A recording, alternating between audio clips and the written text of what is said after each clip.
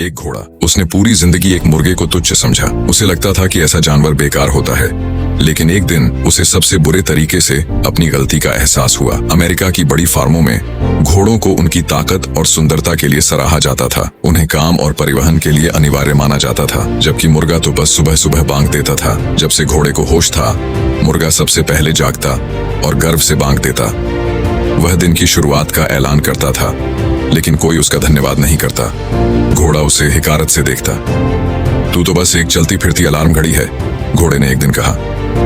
मैं देखो ताकतवर और तेज हूँ, किसान को जहां चाहे वहां ले जा सकता हूँ, जमीन जोत सकता हूँ, वजन उठा सकता हूँ। मुर्गा बस शांत रहा और बोला, हर किसी का इस फार्म में एक उद्देश्य होता है। घोड़ा हंस पड़ा। उद्देश्य? अगर तू एक दिन गायब हो जाए तो किसी को फर्क नहीं पड़ेगा। मुर्गा चुपचाप अपनी दिनचर्या में लगा रहा। लेकिन फिर एक दिन कुछ अनहोनी हो गई। मुर्गा बीमार पड़ गया।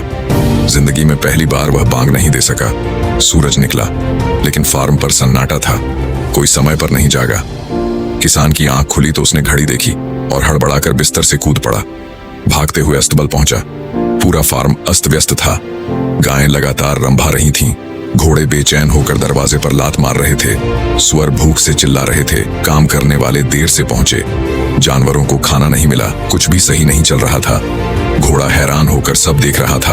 आखिर ये सब क्यों हो रहा है? किसान ने जब मुर्गे को नहीं देखा तो चिंतित हो गया। आज मुर्गे की बांग क्यों नहीं सुनाई दी? वह भागकर मुर्गे के पास गया तो देखा कि वह बीमार और कमजोर पड़ा था। उस रात फार्म की हालत वैसी नहीं रही। घोड़े ने महसूस किया कि कुछ तो गड़बड़ है।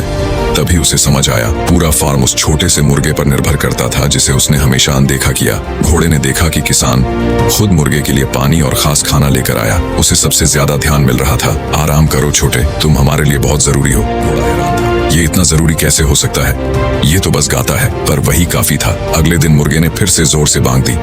फार्म में सब कुछ फिर से सामान्य हो गया। जानवर समय पर जागे।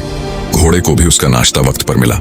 रात को जब सब सो गए थे, घोड़ा चुपचाप मुर्गे के पास गया। पहले मुझे लगा था कि तुम बेकार हो, लेकिन आज मैंने समझा कि हम क्या करते हैं उसी से हमारा मूल्य तय होता है।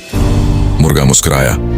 कुछ लोग तेज दौड़ते हैं और कुछ बस गाना गाते हैं। उस दिन के बाद घोड़े ने कभी किसी को कम नहीं आंका, क्योंकि उसने समझ लिया था सबसे छोटा भी दुनिया को थामे रख सकता है बिना किसी के ध्यान दिए।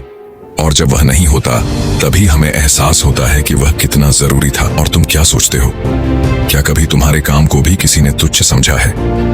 अगर ये कहानी आपको छू गई हो तो किसी ऐसे इंसान के साथ जरूर शेयर करें जिसे ये सुनने की जरूरत है।